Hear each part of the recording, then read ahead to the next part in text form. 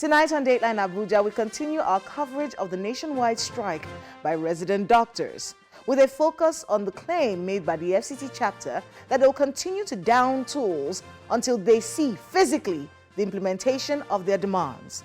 While the negotiations continue, Honorable Amos Magaji, chairman of the House Committee on Health, speaks with us on where things stand nationwide and in the FCT as we move towards ensuring health services resume in the government hospitals, meeting the healthcare needs of all the Nigerian people.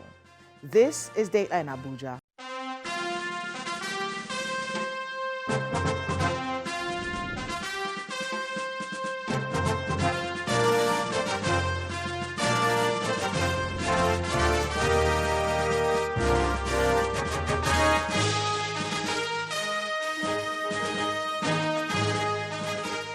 Hello and welcome to Dateline Abuja. I am Kayla Megwa. Let's start with an update of the major stories this week from Nigeria's presidency. As the government responds to threats of an invasion, guns a-blazing by President Donald Trump, the Vice President, Kashim Shettima, goes off for COP30 in Brazil. And Senator Natasha Akpoti-Uduaghan had a misunderstanding with immigration officials right here at Nnamdi Azikiwe International Airport. It's time for our Abuja Wrap. President Bola Tinubu has firmly rejected allegations of religious intolerance following a declaration by the President of the United States, Donald Trump, listing Nigeria as a country of particular concern over claims of ongoing Christian persecution. In a statement released earlier today, President Tinubu reaffirmed Nigeria's dedication to religious liberty and constitutional democracy, stating, "Nigeria stands firmly as a democracy governed by constitutional guarantees of religious liberty. The characterization of Nigeria as religiously intolerant does not reflect our national reality, nor does it take into consideration the consistent and sincere efforts of the government to safeguard freedom of religion and beliefs for all Nigerians." Nigeria opposes religious persecution and does not encourage it. President Tinubu emphasized that his administration remains committed to engaging with the United States and the international community to foster mutual understanding and strengthen cooperation in protecting religious communities of all faiths. Meanwhile, the Minister of Information, Mr. Mohammed Idris, has said that President Bola Tinubu remains calm despite threats by U.S. President Donald Trump over security situation in Nigeria. Mr. Idris stated this in an interview shortly after meeting with President Bola Tinubu at the presidential villa, Abuja. According to Mr. Idris, President Bola Tinubu continues to be committed to efforts at making Nigeria safer for all Nigerians, irrespective of tribes, religion, or any kind of differences. The issue of the U.S. threat also came up, and we discussed that extensively with Mr. President. Mr. President is calm, is looking at the whole situation, and is looking at ways and means of ensuring that the international community understands what Nigeria has been doing. Only last week or 2 weeks ago, Mr. President, in his own desire to rekindle the security architecture of the country, reinvigorated the hierarchy of the armed forces. A new chief of defense staff and other service chiefs were appointed. Now, this is all all the issues that came out of the United States. So that tells you that Mr. President has been working assiduously to ensure that Nigeria is a country that remains safer for all Nigerians to live in. The newly sworn-in Minister of Science and Technology, Mr. Kingsley Ude, has assumed office at the ministry, pledging to work with the staff of the ministry to deliver on the renewed hope mandate of the President. Mr. Ude, who briefed journalists after his first meeting with key staff of the ministry, says he has his work cut out for him as innovation, science and technology holds the key to advancing the country and defeating all forms of criminality and terrorism. Mr. Ude thanked President Bola Tinubu for giving him the opportunity to serve the country and assured the President of his total commitment and loyalty. We understand the importance of our mandate. We understand that if we would rise to be one of the leading nations of the world, we have to take innovation, science, and technology seriously. And we have resolved that we would take innovation, science, and technology serious. We will not bear it as appellation or as a name. We would live up to it. We would energize Nigerians, particularly our youth, to find and express their skills, their knowledge, their acumen in the area of innovation, science, and technology. And it will be innovation, science, and technology that provides solutions Now, former Vice President Professor Yemi Osinbajo is advocating the adoption of social justice and people-centered governance by the federal government and across Africa. According to him, Africa's economic growth will remain hollow unless it is anchored on social justice that prioritizes the welfare of the majority of its citizens. Professor Osinbajo was speaking while delivering the keynote address at the 65th anniversary of Ford Foundation in Abuja. Africa is currently the fastest growing continent in GDP terms and has been so for a while. Yet it remains the continent with the lowest overall quality of life. So what is the problem and how can it be resolved? How can development and growth touch the lives of the majority of our people? It seems to me that there is only one way, and it is by making social justice the foundation of our economic thinking, of our planning, and of our development.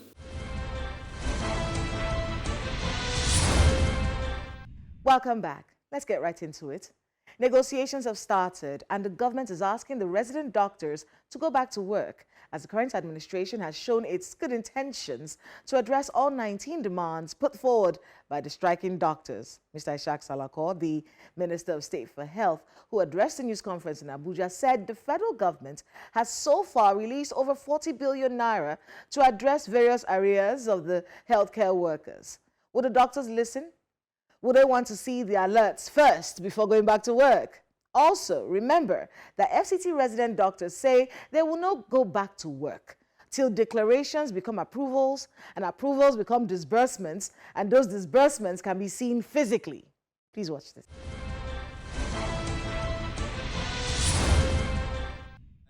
At this press briefing in Abuja at the end of October 2025, the Nigerian Association of Resident Doctors, NARD, commenced on an indefinite nationwide strike starting on November 1st, 2025, following the expiration of a 30-day ultimatum earlier issued to the Nigerian government. The decision was reached after the association's National Executive Council, NEC, reviewed the government's response to their demands during an emergency virtual meeting that Saturday. Among the grievances listed by the association are excessive and unregulated work hours, non-payment of outstanding arrears from the 25 and 35% upward review of the Consolidated Medical Salary Structure (CONMES), and the unjust dismissal of 5 resident doctors from the Federal Teaching Hospital in Lokoja. The NEC demands the immediate implementation of the special pension benefits as previously agreed upon between the federal government and the Nigerian Medical Association. Number 19. After exhaustive deliberations and in light of the federal government's persistent failure to address the legitimate demands of Nigerian resident doctors, the NEC has resolved as follows. That the Nigerian Association of Resident Doctors hereby declares a total, comprehensive, and indefinite strike commencing at 12 a.m. midnight on Saturday, 1st November 2025. All resident doctors in federal and state tertiary health institutions nationwide are directed to withdraw their services completely and indefinitely until the federal government and affected state governments demonstrate genuine commitment to addressing our demands. Since then, medical services in hospitals nationwide have been paralyzed, as resident doctors constitute the backbone of clinical care in Nigeria's healthcare system.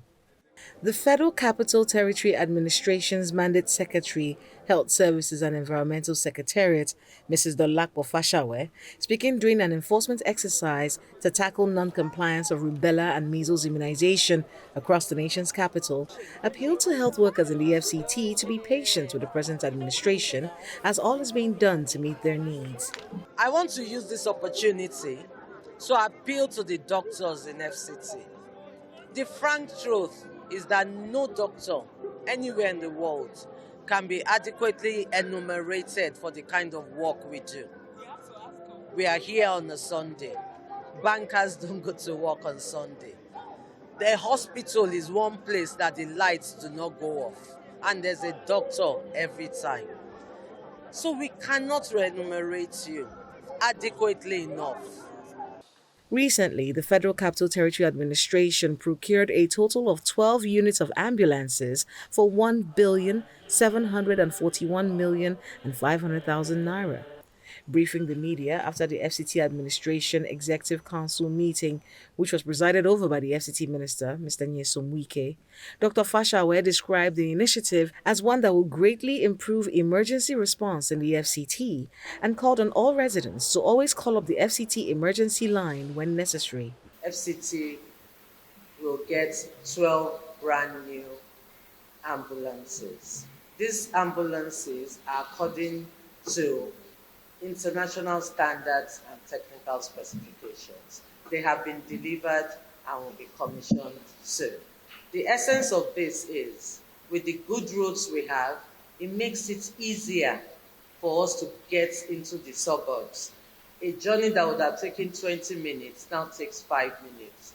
Now we have ambulances, it may take only 3 minutes. So this is another work that you can see. To the citizens of Abuja, call 112 and they will patch to the nearest ambulance, from FEMA to NEMSAS to FCT-HIS. As the strike action of the Nigerian Association of Resident Doctors continues, with the action sharply affecting healthcare delivery across the country, the Minister of State for Health has urged the striking doctors to suspend the action as the federal government has met most of their demands. The minister, who was speaking at a news conference in Abuja, says the federal government had cleared about 60% of the backlog of arrears of the health workers. Let me use this opportunity to inform Nigerians that in 2024 alone, the Federal Ministry of Health, using a special waiver mechanism that no other sector enjoys, we were able to engage 14,444 health workers across 64 federal tertiary health institutions. 78% of those workers are clinical staff. 78.1% are clinical staff. Out of those clinical staff, 908 are consultants. 3,064, the second highest, are resident doctors. As at Thursday last week, the sum of 21.3 billion has been released for the settlement of these arrears. And this morning, when I checked with NARD members, at least 60% of them have gotten a lot of that. Yes, we're still remaining about 40%, and I think that we're going to follow up with the Accountant General and the Pay Office to ensure that the other 40% are promptly paid. For the president of the Nigerian Association of Resident Doctors, Mr. Suleiman Mohammed, more dialogue is needed to holistically address all gray areas. I appreciate that the federal government is coming out, especially the Federal Ministry of Health, to talk about these issues. But it's important we take them to a finality. It's important we finalize them, we agree on them. It's important that concrete decisions are written on paper with actions, with timelines, so that it's something we can take back to NEC. NEC said 19 demands are minimum. Otherwise, strike continues. I'm happy to be at the negotiation table. I'm happy to put some of these things to paper so that we agree on them, we move on finally. Meanwhile, for the resident doctors in the FCT, they say they have an even different set of demands.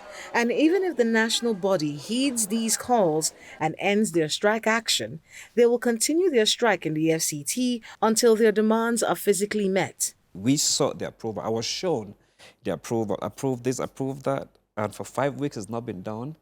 And I'm not really seeing anyone saying or pushing to make sure this is implemented, or these are implemented. We're talking about people who are supposed to save lives. They are not even passionate anymore because of these issues. It shouldn't take time. Doctors are resigning. Nurses are resigning. Pharmacists are resigning.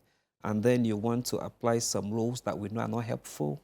Even if not cause of their own, we're going to prolong hours because our demands have not been met. So what is more important than fixing the issues that have been on ground? This is just painful.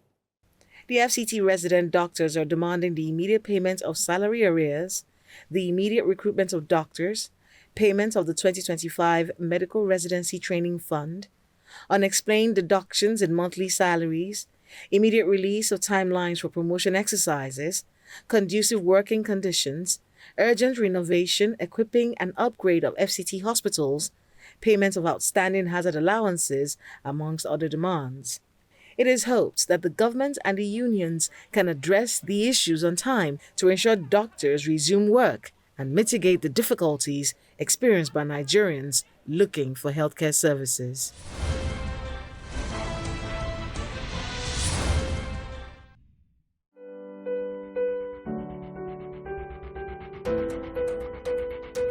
Giving us more insight into the responses from the government to the demands of resident doctors is the House Committee Chair on Health Services, Dr. Amos Magaji. The last time he was here, he promised to do a thorough investigation into the demands of resident doctors, especially those in the FCT. How has that investigation gone, and where are they with the implementation of these demands? Please watch this.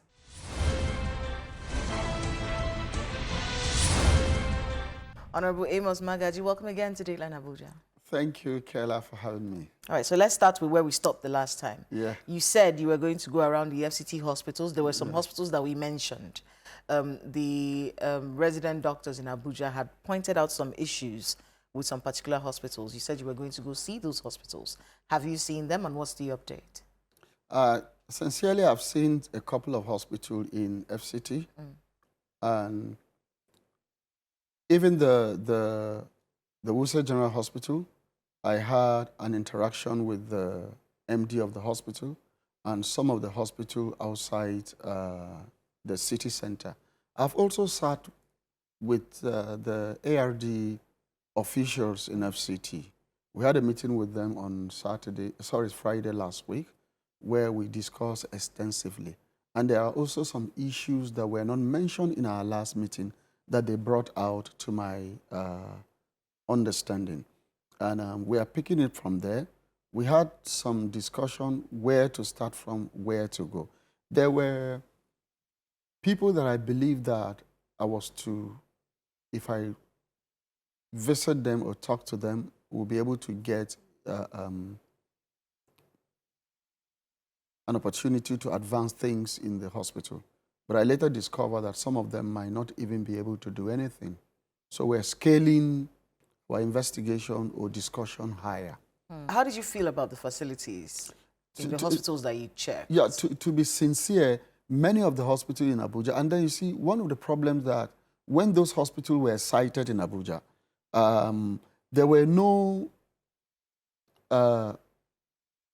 leverage for expansion. It was built for a particular number. It was built for a particular number, and then maybe the visioning of those hospitals thought probably maybe at this time, maybe a multiplication of some of those hospitals would have come. But you discover that since the Wuse General Hospital has been there for more than 30 years. Yeah. So also Maitama, Asokoro, and so on. And 30 years back, imagine the population of FCT. The same hospitals, though little expansion have been done in some of these hospitals, the available hospitals should be expanded. But of course, you can only expand based on the land that you have, and many of them are already encroached. So if you say you have to expand the building, that means some of the building may go down, and then you consider going up. Okay. Another thing that can also help is to ensure that we build quality primary healthcare facilities, because primary healthcare facilities ought to cushion those surge in the tertiary and then secondary facilities. For example, if we have level 2 or level 3 primary healthcare facilities in different locations or different political wards in FCT, I mean, well-equipped primary healthcare facilities with human resource for health, they're manning those facilities. It will reduce the number of people that go to those hospitals. If right now our tertiary and secondary facilities are even crying for doctors, imagine what happens at the primary level. So that brings me to the issue with the resident doctors in Abuja. They say that the biggest problem is staffing. They said with all the problems, that their biggest issue is that there are not enough of them, and they are overwhelmed with the work. Very true. And they said if the National Association of Resident Doctors ends this strike with whatever negotiations, if they don't see the appointment or the recruitment of doctors into hospitals, resident doctors in Abuja, they will not call off their own strike. And they say that they've been taken for a ride. This is their third strike this year. They keep writing to the FCT administration, complaining to you. They come and say, look at what the situation. They will see approval. They will show them paper that it's approved. But then nothing is done. And we're in November. Well, in our last meeting that I had with them, I said, whatever agreement you reach with any agency of government, I want to see the agreement, because we'll follow it through. If they've agreed that there's going to be an employment of 500 health workers or 1,000 health workers, it needs to reflect in their budget. So when they bring budget of 2025, 2026, we need to be sure that whatever has been agreed with the Association of Resident Doctors, let's see it reflecting in their budget. Because if you say you are going to employ health workers, it needs to reflect in your personnel component of the budget. So they should just rest and know that it's not happening this year. It's next year. There are things we will need the budget for next year to incorporate the salaries for those ones. There are things that can happen this year. Okay. There are things that may not happen this year. But I keep saying it. Let's be sincere with union when we are discussing with them. Come clean. If you can do it, say, we can do it. If we can't do it, but now we have a bigger problem.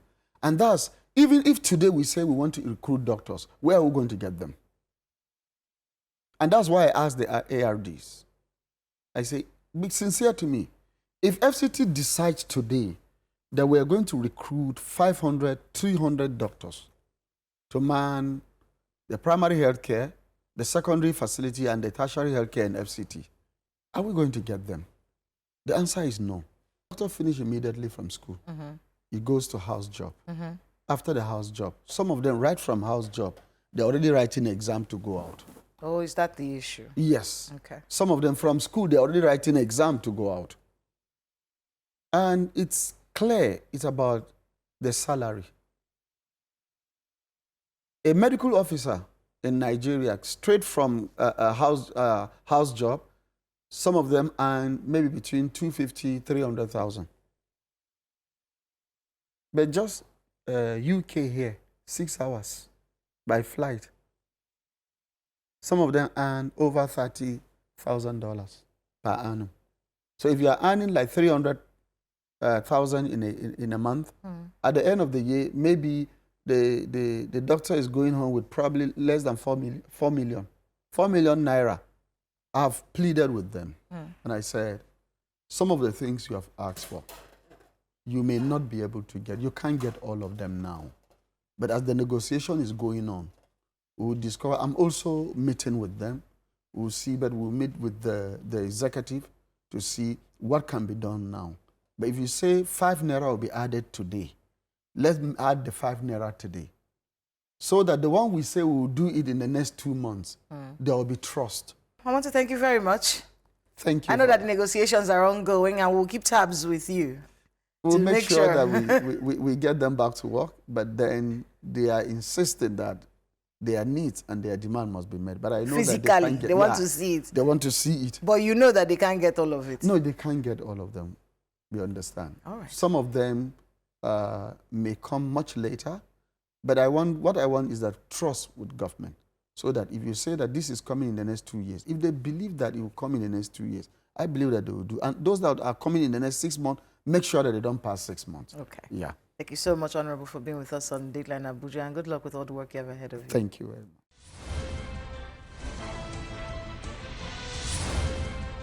Thanks to my guest and to everyone who spoke to us today on the program. Please let us know the happenings in your neighborhood using the social media handles showing right now on your screens. Thank you so much for watching. I'm Kayla Magwa. See you next time.